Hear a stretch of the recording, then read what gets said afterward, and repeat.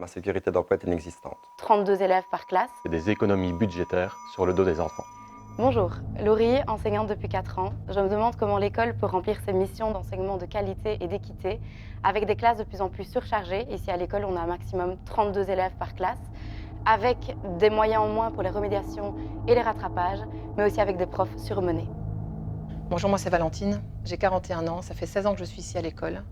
Et ce que je trouve déjà difficile dans le métier de prof, c'est de réussir à mettre du plaisir dans les apprentissages parce qu'on voit que le cerveau est programmé pour apprendre avec plaisir à tous les âges de la vie, mais on voit aussi qu'il y a des élèves qui sont démotivés à l'école et c'est difficile de les allumer, de les motiver, de leur faire sens en fait à travers l'école. Et ce qui me touche particulièrement dans les nouvelles mesures gouvernementales, c'est que j'ai l'impression que ça va être impossible pour nous de remettre de l'humain dans l'école et d'être là véritablement pour nos élèves.